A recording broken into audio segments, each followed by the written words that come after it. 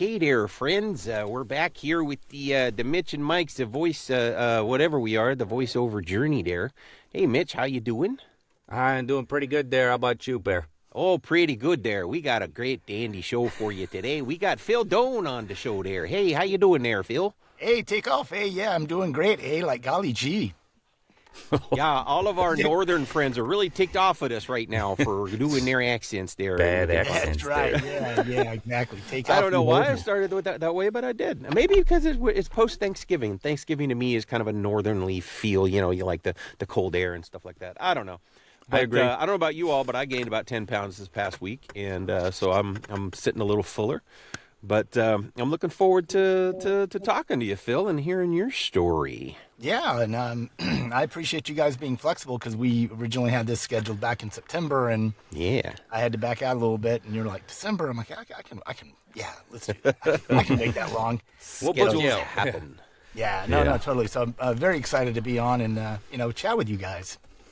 Cool. Well, Phil is another buddy of mine from One Voice, and Phil's got a unique story. We were talking before we started recording.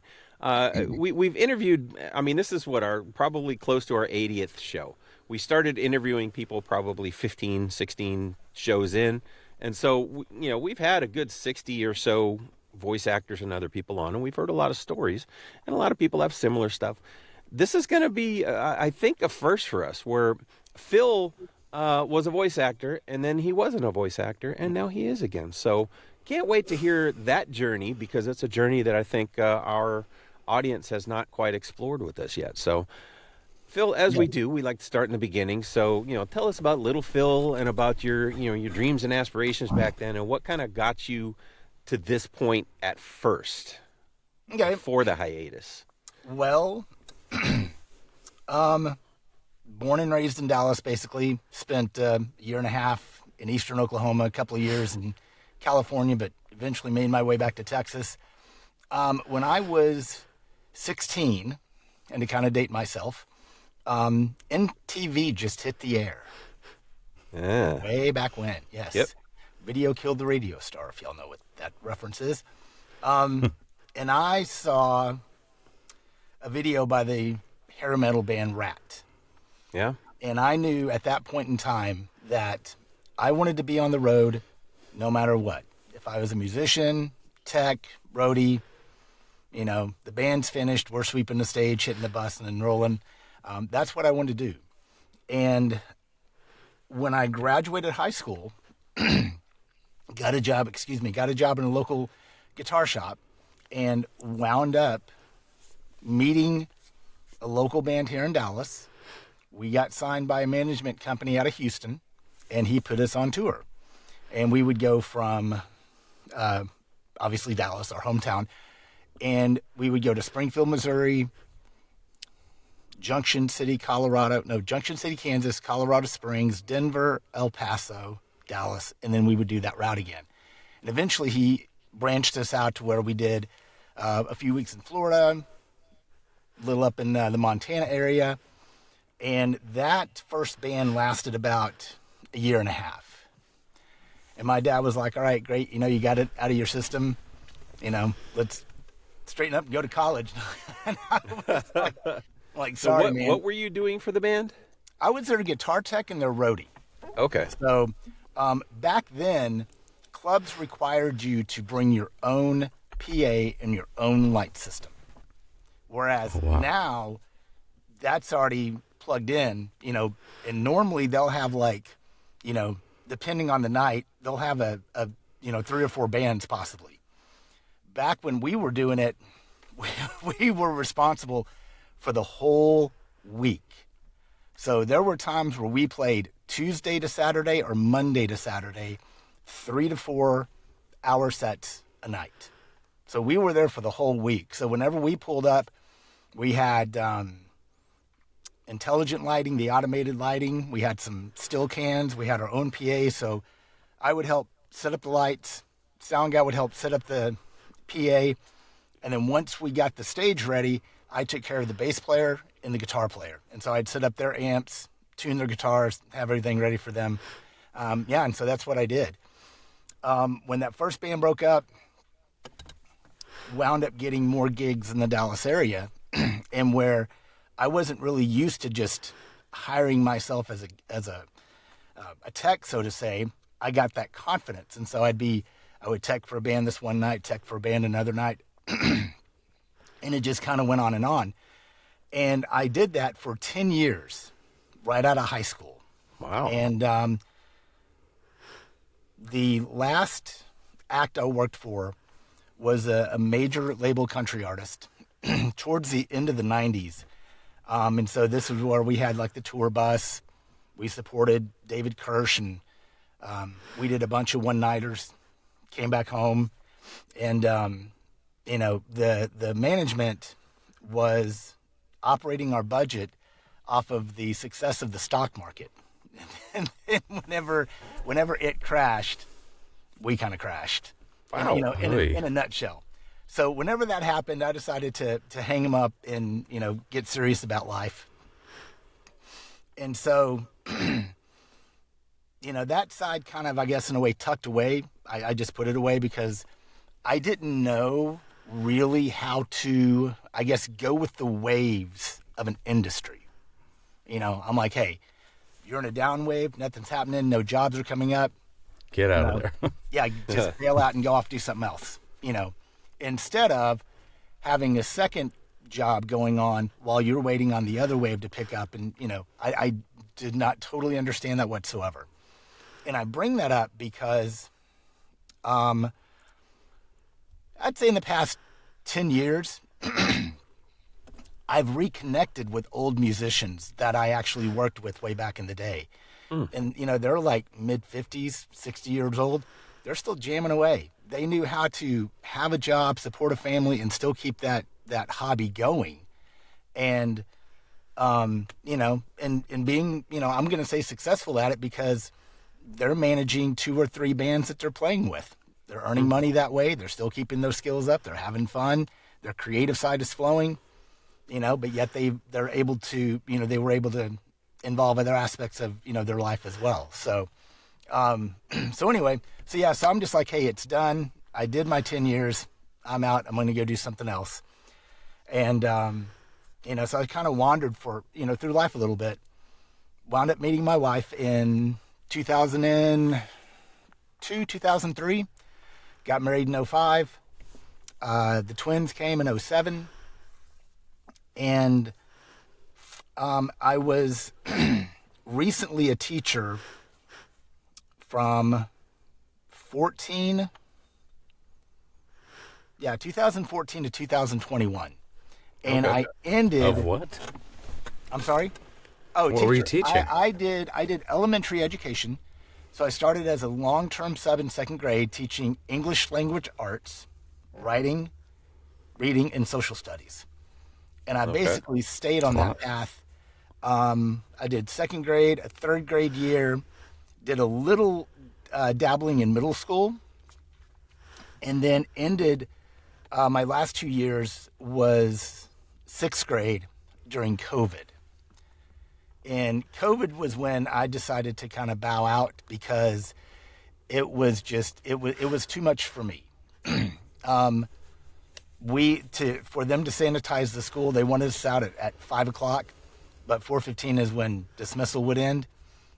And then I would have to email a couple of parents, make a couple of phone calls, and then just throw all my stuff in a bag, bring it home, spread it out again, and then do everything I would do in the classroom because we had to be out so early. So just that started wearing on me. And we were also doing both virtual and in person.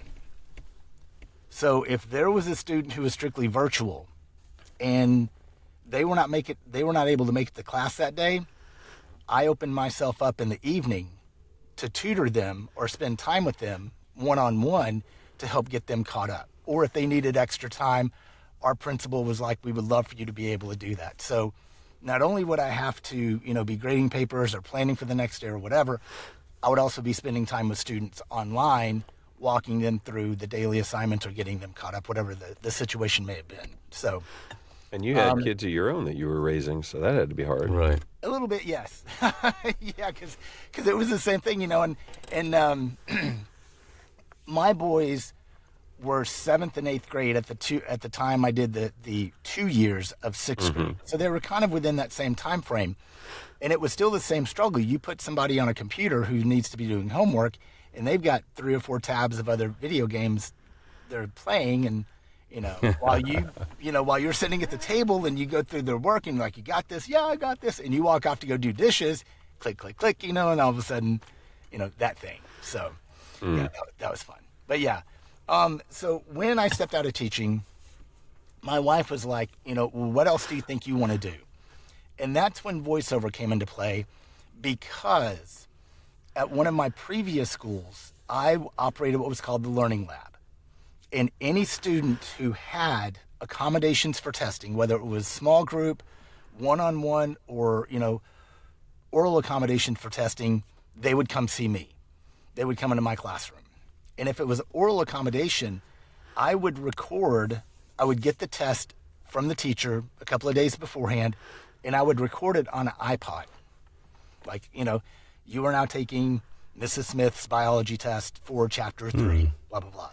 Question 1. Read the question and your 4 answers. Stop, go to the next track. Question 2, blah, blah, blah, blah, blah. And I realized that basically I was doing voiceover there in a sense. Beginner's e-learning. Yes, exactly. Exactly. So whenever my wife asked me what I wanted to do, I'm like, I think I really want to step into this, because I was also beginning to miss that creative side. And so kind of going back to when I was on the road as a guitar tech and a roadie, I also played guitar myself. But I never wanted to be part of the band, because I saw a few of my friends struggle with, you get guys together, you kind of gel, and then a few months later, one falls off. Then you got to stop. You got to go through the auditioning process. You find your guy. Everything's clicking. Everything's cool. They do something stupid. Now they're out of the band. Now you've got to stop and you've got to start over. At the time, I was like, I don't think I have the patience for that, So anyway, so I would, I kept the guitar up in the background every now and then. I would just noodle and do stupid stuff, but it was more of kind of an outlet. But when I decided to step into voiceover, it was to re-spark that creative side. And so what I did, like what Facebook does and all the other social media, when you begin to think of something, they pop it up. Facebook's listening. Yeah. That's right. To your brain, yeah, somehow. So the the school that popped up consistently was Such a Voice. And I knew really nothing about nothing at the time.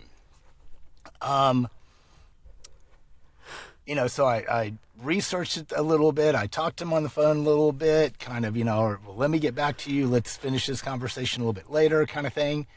And I eventually just dove in and said, sure, let's do this. And I started in May of 2021. Okay. And July of 2021 on Facebook, I see this ad for a voiceover conference in Dallas. I'm like going, wow, how cool is this? I'm like, okay, sure. I'll check it out. And so I attend. And I believe it was Saturday morning. And I just drew a blank on their names. Darn it. I got one of them. Oldster. Yeah, exactly. What's that again? Oldster. Anyway, Saturday morning, opening session. I'm walking in a little bit late. I go sit at a table with 4 ladies and 1 other guy. Excuse me. That's a good ratio. I like that. And one of them leans over and says, do you mind watching my purse for a bit? I said, no, not at all. And the MC was up on stage talking, and she goes, all right, well, let's welcome our guests, Diana Birdsall, Shelley Reel, and there was a couple of other ladies. Next thing I know, those 4 ladies at the table get up and go up on stage. And I'm going, oh, wow, I was just sitting with these people. People matter. And they've now asked me to watch their purse. I'm like, wow, I just, You start rifling through it. You're like, these people are famous. Maybe I'll find some memorabilia. No, not exactly. So that was really, really exciting. And it was just really incredible because, and this is nothing against Such a Voice, but with Such a Voice, you have their little circle over here. We're going to get you coaching, we're going to get you demo, we're going to get you marketing, we're going to get you this, and everything is kind of like in-house. With One Voice, obviously, you need coaching? Here are 7 coaches we would recommend. Mm-hmm. You need marketing? Here's 4 people we would recommend. You need this? Here's 3 people we would recommend. And it was like just spread the love and share the love. And the theme that I got, at least for me, what I was hearing was be demo ready, be demo ready, be demo ready. You got to be demo ready. And so where it made me pause a little bit was, can a newbie really be demo ready in 8 hours? Because the school offered either 8 one-hour sessions or 16 half-hour sessions. So I did the 16 half-hour sessions to kind of try to get a little bit more out of it, So whenever I came to One Voice, it kind of made me step back a little bit, because I'm like, do I try to, kind of cut bait or just put a pause on everything, or do you dance with the one who brought you? That kind of thing. Because just with everything I was hearing over that weekend, I'm like, it made me really question the decision I made. Wait a second. Hold on. I've never heard this reference. And it sounds like you mixed a fishing and a dancing metaphor. I need to go back to this. I'm sorry to break the story. I have no idea. Immediately my brain's like, stopped listening to you. And it stopped listening to you. Okay. And it only thought of that. So what is this reference? Hold on a second. He said fish or what? Say it again. I said cut bait, or do you dance with the one who brought you? Okay. Okay. So what is this? Cut bait means, do I go back to Such a Voice and go, hey, I'm just going to stop what I'm doing. I want to try to get a refund. I don't want to finish the program. I want to use that money and go another direction. Oh. Or, okay. Knowing what I know now, do I still follow through with my commitment, finish up with them, then step out and learn what else I can to build my, Okay. path. Yeah. So cut And bait I'm or sure dance many with the worms you brought. No, dance with the one who brought you. Dance with the worms. Well, yeah, It still seems like two different metaphors. Yeah, like Mitch was saying, you're mixing metaphors. Okay. Yeah, sorry. Yes. No, This that's is the roasting hilarious. part of the conversation. So. Yeah, it was coming. Whenever you're not do we need to actually like pause and let the audience go like, no, what were they just talking about? We'll give you time to digest. No, they do enough of that. I'm sure everyone's had this crossroads where maybe you sign up for a coach, you buy a few sessions, and you get into the first one, you're like, I don't know about this guy, or even like you step into a class, you're like, oh, my level either hasn't reached this level, or I'm kind of swimming with, I'm sandbagging right now. Yeah. You get into these situations all the time. Yeah. So, the other cool thing that was really fascinating to me about One Voice was, even though I told the story about Saturday morning, on Friday, I attended K-Bess's little 1-hour session. Okay. Talking about promos. And of course they offer their coaching class that they do for 3 hours, their 3-hour workshop. Right. So I'm like, all right, I'm going to go check this out.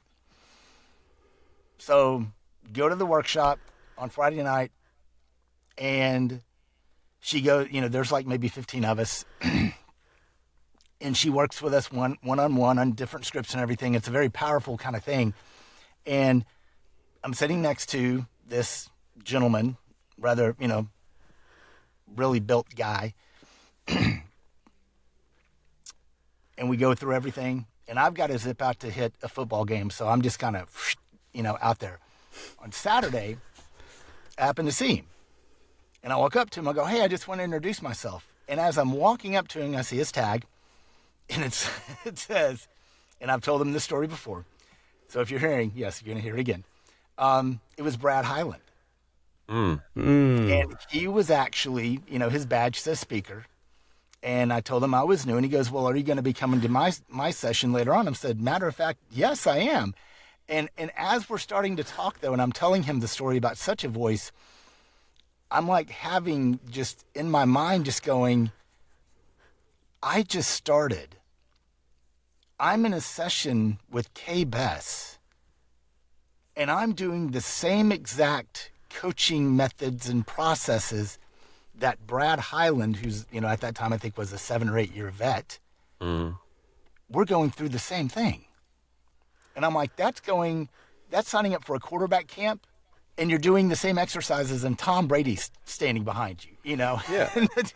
And that was just mind-blowing as well, because, again, I wasn't expecting that, and I didn't know anything, but it goes along with the saying is that you're always coaching, always training, always growing, no matter what, So that was just another very memorable, impactful event that happened at One Voice. So, yeah. So you do that wanna first go. year in One Voice. Yeah, next year, buddy. Yeah. Next year, you're coming We're out. gonna see. We're gonna see how rooming. it goes. Yeah. But so this is 2021. This is Yep. summer 2021. of 2021. Yep. And so you do that One Voice. You come out of that One Voice. You're on a high. What Yes. decision did you make regarding Such a Voice? I decided to stay with them Okay. because I made the commitment, stay with them, see what we can really do, see how we can make this happen, and then once I finished what, was promised for the program, then I just kind of stepped out. Okay. And so my demo came out. If I were to grade it, I'd probably give it like a B minus. I think it was good for where I was at. Is it a commercial not demo? bad.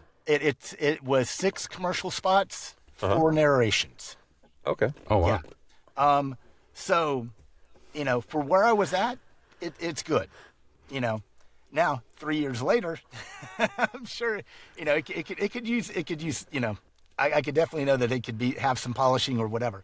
So, from 21 to 22, my demo got back to me. We recorded it in September. It got back to me in December. And so for December to April, I was learning on marketing and getting my website built and starting to get out there. And I felt that my foundation was really good for, being 1 year in, just finished coaching, just got my demo, got my website, ready to take that first step into marketing. At this time, my boys were finishing their freshman year of high school. They were involved in marching band. And I got very involved with that, being a parent volunteer. So I would go up to the Performance Arts Center, the PAC, the band hall. I would help them load the trailers. We would drive out to the football games, unload them or whatever. I was very, very involved. Starting in May of 2022, I actually got elected to a position on the Booster Club as the treasurer. Ooh. Yes. Now, I had people tell me that, be ready because that's going to be like another full-time job, but I did not quite know how much of a full-time job it was going to be. So Now, at yes. this time, were you doing voiceover full time? No. I was still just trying to step into it. Yeah. Okay. So Yeah. were you still teaching then, or were you doing something else? No, I was doing something else because with teaching, I made the election to get paid. I had my pay distributed over 12 months. Right. Yeah. So when I stepped out in May, I was still getting paid up until late August. So Right. I had May, June, and July to kind of kick back and really focus on this for a little bit while I was going through my coaching and everything.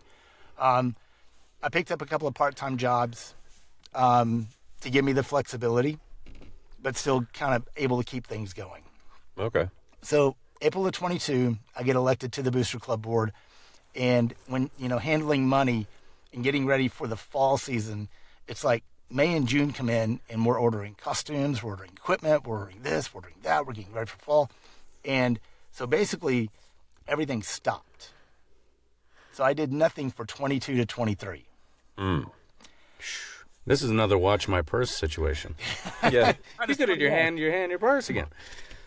23 to 24, our head director resigns after 21 years at the school, and the assistant director gets promoted.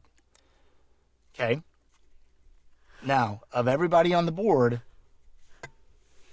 they step down, new people step up. The only position that does not get a nominee was president. So Yes. Phil steps in. Phil playfully got his arm twisted, and I was like, if you need help, I'm going to do it. I wasn't really looking forward to it, and I was not expecting president, but I'm like, I know how important this is, especially to a first-year head director. She needs that. So I'm like, I reluctantly stepped in, and I was president. So as much as a full-time job as treasurer was, how did that compare to being president? If treasurer was a 10, president was about an 8.5. Okay, so still Because- a big commitment. It's still a big commitment, but I had an amazing board. And the wonderful thing about my board was they were all really, really good friends. So they basically had a connection already. And they knew what they had to do. They knew their positions. And so for me, it was more like delegating. Hey, we've got this event coming up. We need to get this done, and this done. Can y'all take care of it? Yeah, sure, no problem. Don't worry about it. Boom, done. So I would have a little bit of a breather to look forward to the next one, to make sure that chain kept rolling. And then they went out and they just kicked butt, and they were amazing, and they made my job really, really easy. So Okay. I was very blessed during that time. But, I did have a little bit of a breathing period, but it wasn't quite enough for me to be able to step in and be consistent. So during all this time, you get elected as treasurer. You've stepped back from voiceover. Mm-hmm. You then get elected as president. You're still doing part-time jobs, doing the president of the band booster club, and not doing any voiceover whatsoever. None. Okay. Yeah. So then 2024 comes around. President Phil says what? So 23 to 24 finishes, and 5 new people step up. I step back, and I'm able to enjoy my senior year just as a parent, because senior year was going to be busy enough as it is. I was still very active from week to week each football game, but as far as like the board members, nothing. So what I did for the beginning of May of 24 to the end of the year, so to say, and even into the beginning of 25, I just looked over all the stuff that I collected, because I subscribe to like Gravy for the Brain. I'm signed up for their stuff. Voiceover Extra, GVAA, I get like all their emails and everything. So if there was a class that was going to be recorded, that's like, hey, for like $59 for an hour, you get to hear so-and-so talk about this aspect. And if you can't attend, you get the recording. I'd be like, sure, sounds interesting. Boom. I would get the recording and come back and watch it later, even though I couldn't be there that night.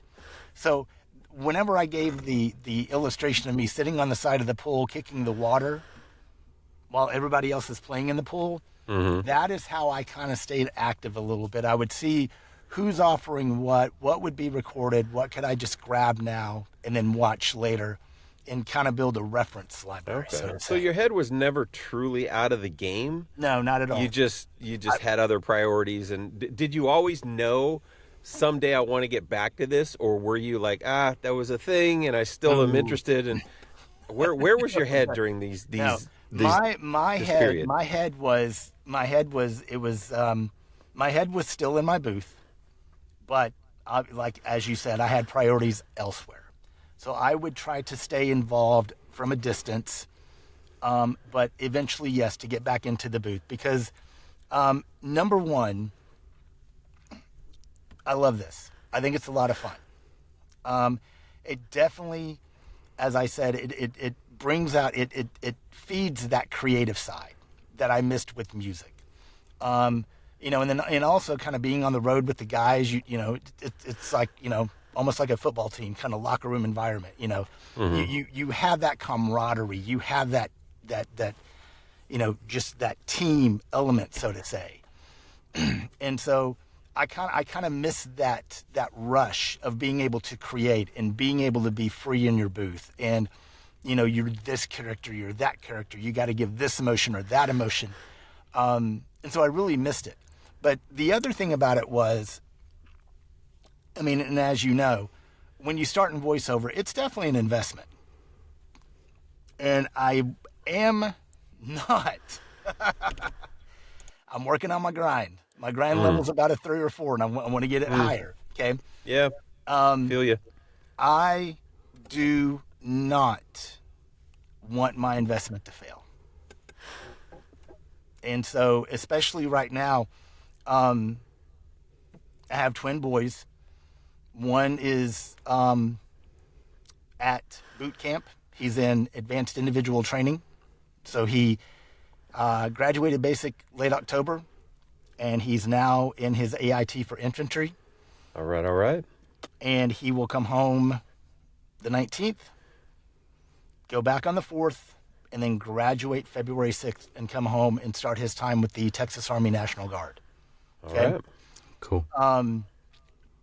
When he was graduating, and they were kind of given the little introduction after the 4 platoons were lined up and ready to go, they're like, these men are now have earned the right to be called soldier. And when they go on a mission, there's no excuses. No matter what they lack, no matter what they're missing, no matter what they think they need that they don't have, they overcome that and they achieve the mission. And I was just like, wow, that's just absolutely powerful. And so to go along on the other side, my other son is having difficulties getting out of the starting blocks. And so the big thing is, at this age, there's no excuses. It's all on you. Every decision you make either moves you forward or moves you back. No excuses. You have something to do and you decide not to do it, you just made yourself move backwards. No excuses. And so as I am, as I'm telling him this to help motivate him to go in a direction, I'm also telling myself this for my booth. Yeah. And with that, I have to make sure that I walk the talk. This is important to me. This is an investment. My wife is behind me. She fully supports me. But it's also, if I'm successful at this, I can let her be successful in something else. Because it's going to offer us freedom that we haven't had yet. So there's a lot of things about voiceover that I absolutely love. That in this starting over, because I started coaching with Allison Cossett in July. Okay. So you could say, in that year, from May of 24, we went through the football season. So January, I'm like, all right, time is going to free up a little bit more. Let me dig through my resources, see what I have, see what's valuable, and kind of a decluttering, so to say. What's useless, get rid of. What I have, I need to keep. What's going to be valuable to me and to propel me forward. And so this is where I was going with that, with the investment. I haven't proven to myself what I'm fully capable of doing. Because from 21 to 22, I was just getting started without really kind of knowing anything. And then I spent the 3 years gaining a little bit of knowledge, knowing what's good, knowing what I need. This will be good for later on. I need to know this right now. This is what I need to get started. And now I'm coming out of the blocks. And so for me, with this reset, I'm not giving up because I haven't proven to myself how far I can really go. I never really got. I'm you know, if you think about it, starting in July, I've only been coaching for what 4 months, 5 months, with Allison, Jen Henry, Malik, and then I've got Brad lined up, coming up soon. Okay. And so with that, that's going to roll into a new commercial demo, and so I do have a lot of good things cooking right now because with Allison, she's going to help create a audio drama demo. Malik, we're going to get an animation demo. Yep. With Brad, JMC, I'm going to get a commercial demo. All right. You're gonna you'll be stocked You're gonna up. have them all lined up. Yeah. And that's I quite don't an even have that investment there, my friend. Yes. Yes. So I am really ready to see, and with Brad, ever since that one time at One Voice of 2021, this has been, almost 4 years in the making of wanting to work with him. We just never been able to time it up until now, So now you're working and I know all these people you're talking about. So I know that they're different brands of people. They're different levels of stoicism to maniacal. What do you like about all of them? Give me one thing you like about each of the 4 coaches. Well, I can tell you this right now. Working with Allison, working with Malik, and working with Jen.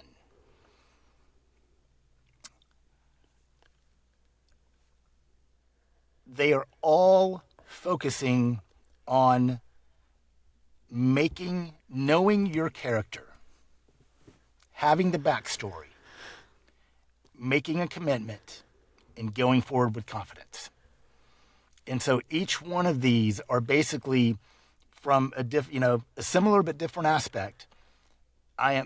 They are helping me with my acting decisions. Okay. Yeah.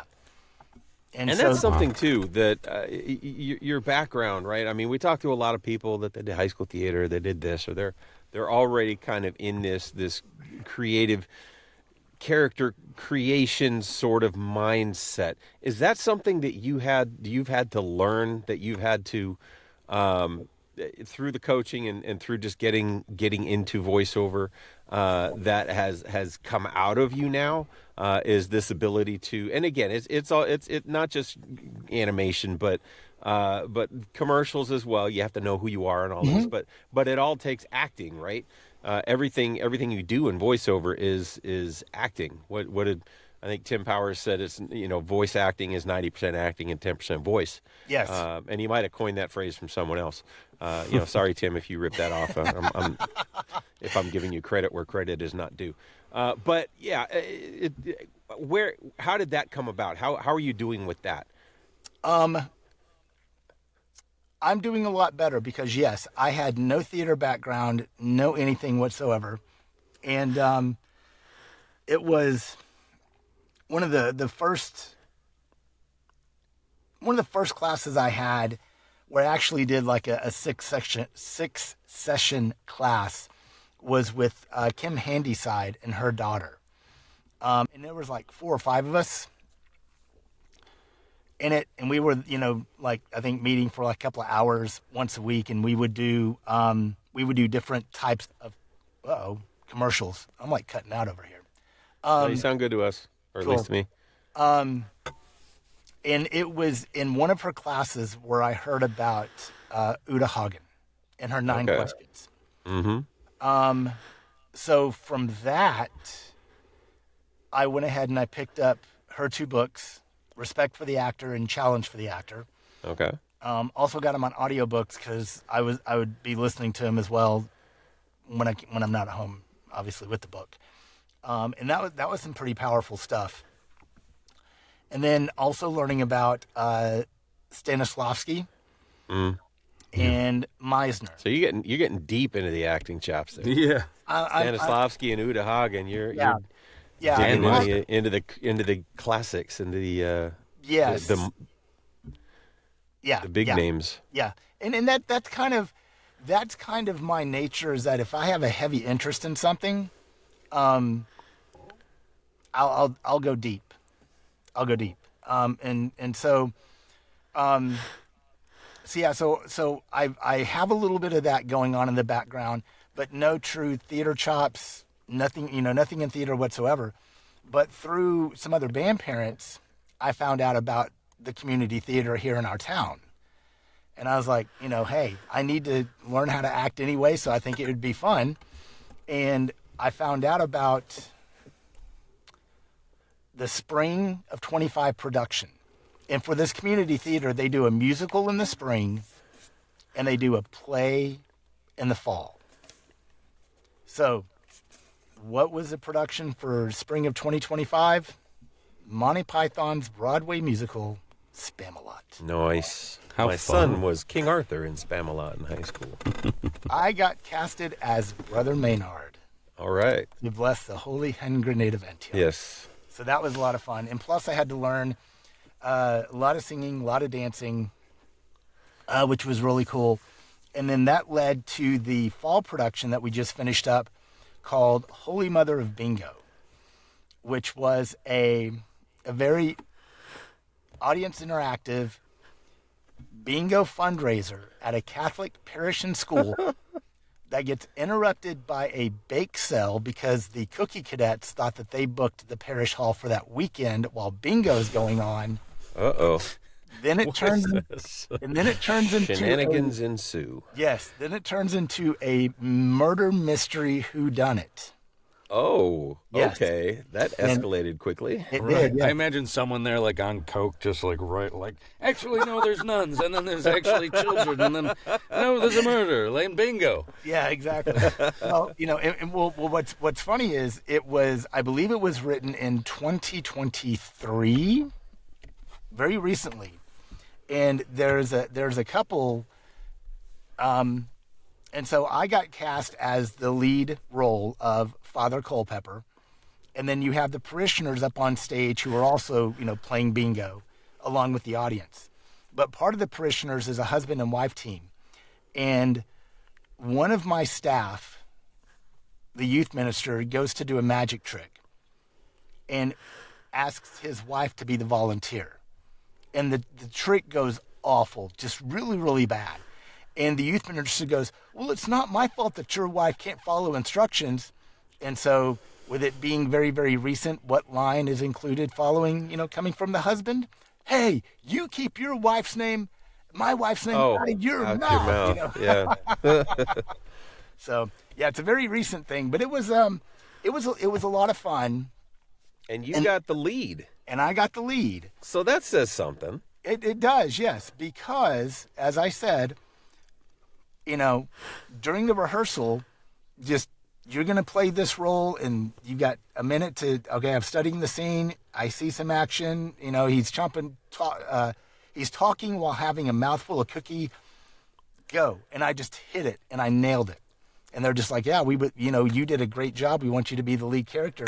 And he was a very charismatic preacher that loved his congregation but enjoyed the attention that came from it. But I also had a character by the name of Karen who I had to despise. And that was kind of hard. I didn't really hit that one until like Tuesday, Wednesday night, the week of the performance. I finally was able to clue in and be like, I don't like you. What did she do to you? Well, no, it's just a Karen. She, No, I know. Sorry. I was thinking maybe she all right, he can't quite get it, so I'm gonna really mess with him so that he actually does hate me, and then it's not acting. And then there was another gentleman who would help keep the ground. He mowed and did the hedges for the church, but he did it very Scottish, because groundskeepers are always Scottish. He was, yes. Of Yes, course he was. He was. No way. But his thing was that he hasn't been paid. So every time he and I got into a discussion, he would always bring up the point that he was never paid. And I threw him off.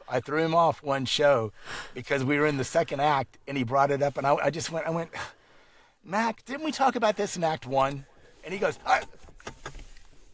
yes, we did, but this, and then he continued on his lines. Wow. Broke the fourth wall. Dang. Yeah.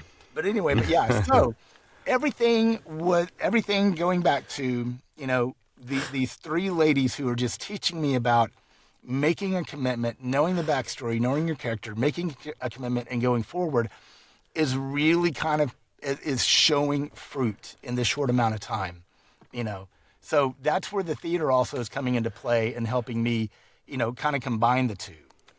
Well, kudos to you for doing that at our age, because I voice act because I can't remember lines anymore, so I couldn't be on stage because I midway through the first act, I'd be like, all right, that's it, bye. Well, what's funny is I could go through the script, and I would take an index card, and I had my character highlighted. So as I'm reading somebody else, I get to follow. Yeah, I know all the tricks. Yeah. I just can't do it. Right, no, but I mean, I memorized the script. I read it with my wife. I would go through everything. I would be really good. And in 5 separate practices, I missed 5 separate lines. I never missed the same thing twice. I'm just like, oh my goodness. So yeah, so I had a struggle as the lead, and our assistant director kept going, if you need help, let me know, because being lead is a completely different animal. And as we would go along through practice, and even through the shows, I would get a deeper understanding of, I'm understanding it, the story from this purview, this level, and then a very granular level, one-on-one with somebody, and this is how this happens next. I'm beginning to see the whole picture, even though I already know it, but just remembering what my lines are next, what the cue is, who says what, that always gained like a new meaning with each show. Okay. I do have a question about, so when you first started out, Such a Voice was teaching you lots of things, and it didn't sound like animation or character work was one of those major key points, correct? And then you take this step back, and am I right in saying that perspective that you gained was more of what do I want to do? Because I was having a little trouble. For me, that sounds awful. If I step back for 2 to 3 years, I'm like, maybe I'm going to become a plumber or something. Like maybe I'm doing something else. Yeah. Maybe I'm a Booster Club guy, but forever. I'm not sure. What was that like major perspective change watching from the sidelines? It was to have more confidence in just dipping my toes in the water. And, so like with Malik, she and I would start interacting online, and then we kind of started communicating a little bit back and forth. And, she was just like, hey, I would, really love to work with you. I'm like, awesome. Then when she came to One Voice this previous year, I was selected as, I won entry into her free workshop. And then I just went ahead and I bought into her 3-hour workshop as well. And so that was a way where our relationship just kind of built and grew from online and then being able to connect at One Voice and being in her classes. And so for me, it is that thing of like, kind of pushing myself, so to say. And, and I will admit it's like, am I, let's just do it. Let's just go and let's go ahead. Getting over those insecurities. Yes, exactly. Okay. Yeah. Exactly. So, Okay. yeah. So Interesting. It does. When I think about it, because these past few months have been really busy, having 3 coaching sessions, rehearsals on Monday and Saturday, and then needing to learn my lines for the show. It was a lot for a little bit, but I pushed through because it was all coming together as, I practiced making a commitment, then I get to do it in the theater. I practice making a commitment, understanding the character a little bit more, and then I get deeper in the theater. But yeah, and so for me, it was just more of like, no, I think I might wait. No, just go ahead, and even though I need more seasoning, I'm just going to jump in there now, and let's just see, and let's just go. Might as well. Yeah. All right. You seem like a person who needs their schedule filled to the brim until their eyes fall out. Because I couldn't do all this stuff you're doing, and then now you have 3 coaches and you're A fourth on the you're- way. I'm gonna. Yeah, you're- Well, and the thing That's- the thing is that Allison and I are going to be recording that demo soon, and then that may kind of fall off for a little bit because, and then I think with Malik that's going to be. That takes us through the beginning of the year. Yeah, through the beginning of the year, and then that kind of will transition into Brad because I know with Brad, he will have, not to say that the other coaches don't, but because it's not like they say you have homework, but I still do some skill techniques in between. Of course. Brad's like, I've got your homework. You won't be busy, and so so I want to make sure that I have plenty of time for him, and I'm not cramming myself to be like, oh my God, I'm so behind. I need, so I want to make sure that I give time for that. But yeah, so that's where the plan is for a couple of transition. Brad comes on, and then we just kind of go from there. Okay.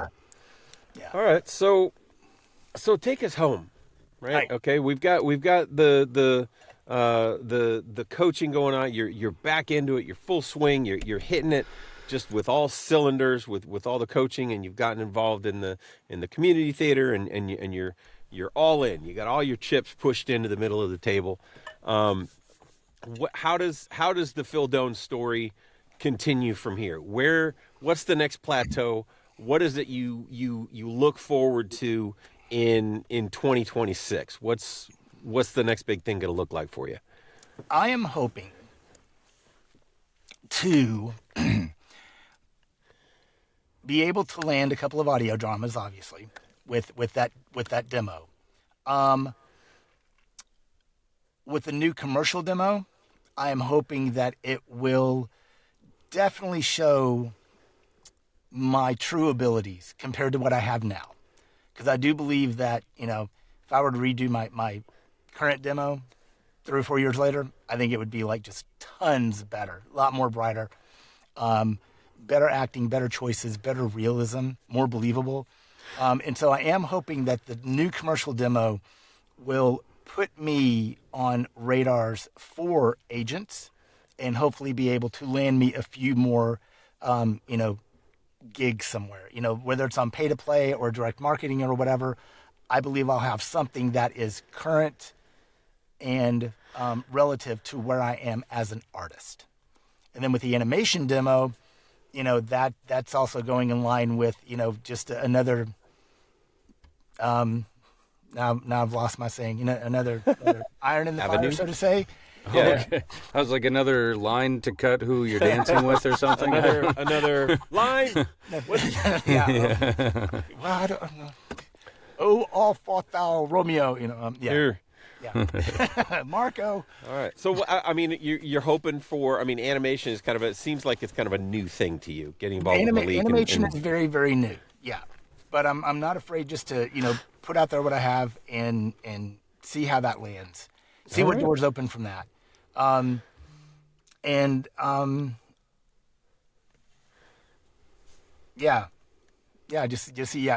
is very, very new. And audio drama is kind of new as well. But I've been following a number of audio dramas the past year. Mm-hmm. And so I made contact with those creators, and just be like, hey, because one guy is over in England. He has an amazing podcast called, before I get it wrong,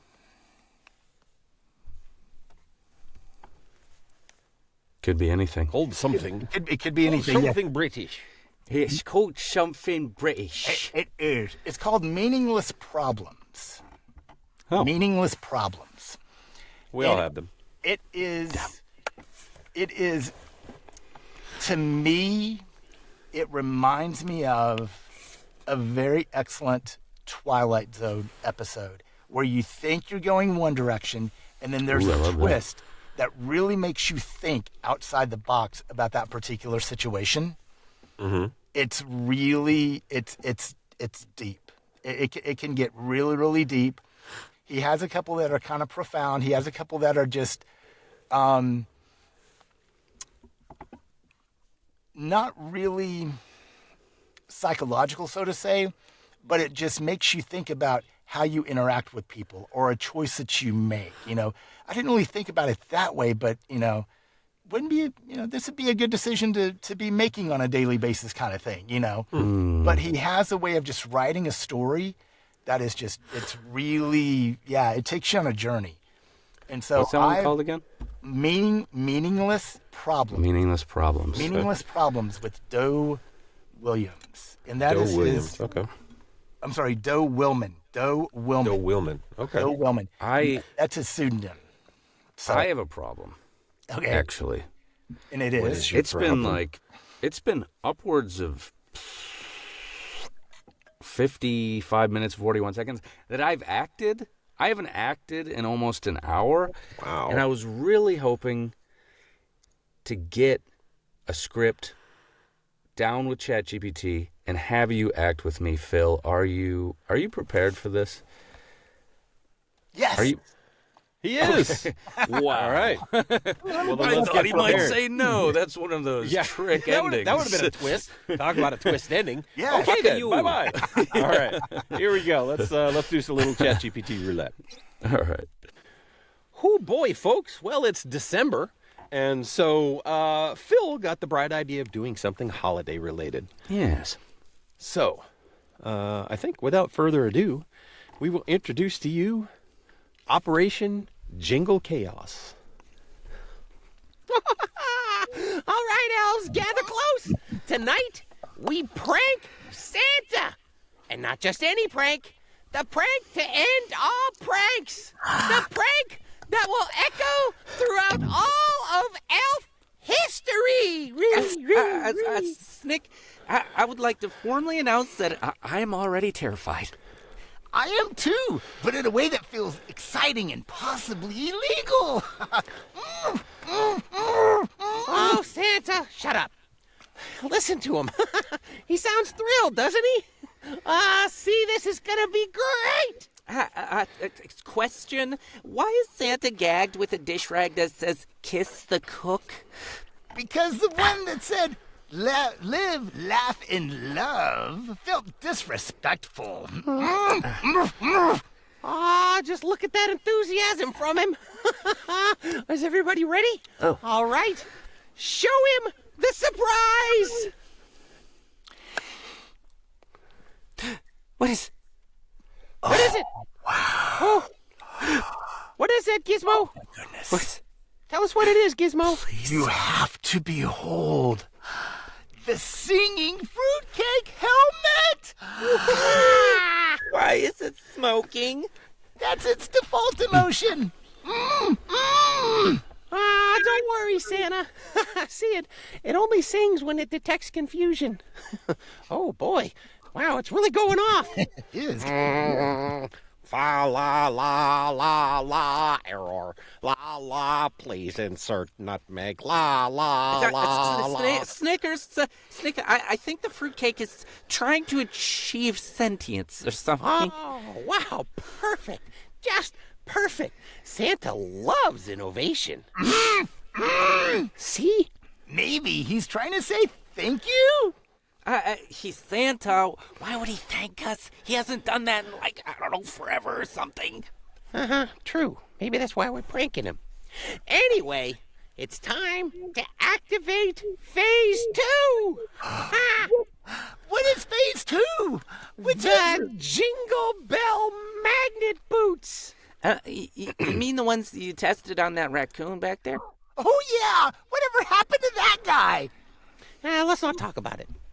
Gizmo, you ready? Press the button. Here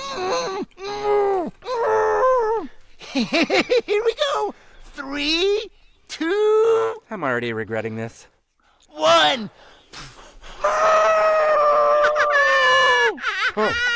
Oh, wow! That's a louder reaction than I ever expected. Should he be vibrating like that? And should the ceiling be vibrating like that? Okay, everything is fine. Everything is just fine. This is a completely normal amount of panic tremor. La, la, la. System overload. La, la. Nutmeg required immediately. La, la, la. Snickers! Why are the nutmeg boots pulling him toward the refrigerator? Well, because the fridge is stainless steel, Pip. He's really going for it, like a big festive fridge magnet Santa. This was supposed to be a prank, not performance art. Relax. It's still really funny. Ooh, that sounded painful. What do we do? What do we do? Oh, that's easy. We move to phase 3. There's a phase 3? Yes, there is. It's the peppermint foam cannon. Somebody stop that fruitcake before it starts chanting again. Nutmeg, nutmeg, nutmeg, nutmeg, I hate this. I hate this. I hate everything. We're going to be banished to the reindeer barn again. Yes, but it will be so worth it this time. Here we go. Here we go. All right, team, you ready? You ready? Fire the cannon! Snickers! No! Snickers! Snickers! Yes, Pip? I believe Santa is now completely buried in peppermint foam. Only one way to find out. Santa, blink twice if you're okay. See? He blinked 0 times, which means he absolutely loved it. That's actually not how blinking works. The foam is expanding. Should it be expanding? Excellent question. One we should run from. Let's go. Agreed.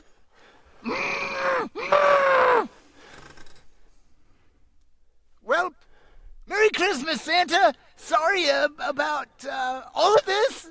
New rule. Next time, no fruitcake helmets. Nutmeg, nutmeg, nutmeg.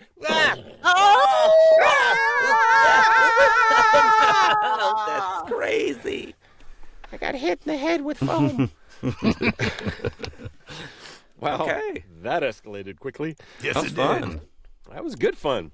All right. Well, hopefully you. I can't even talk anymore. Yeah, hi, Let me get my voice back. Phil. Hopefully, you all enjoyed this little bit of festive holiday cheer with our good friend Phil Doane. Thanks for playing with Mike. us, Phil. Thanks for your wonderful story. Mitch, Mike. you got something? Mike, Yes. can you say goodbye to the folks as the other elf you wanted to be?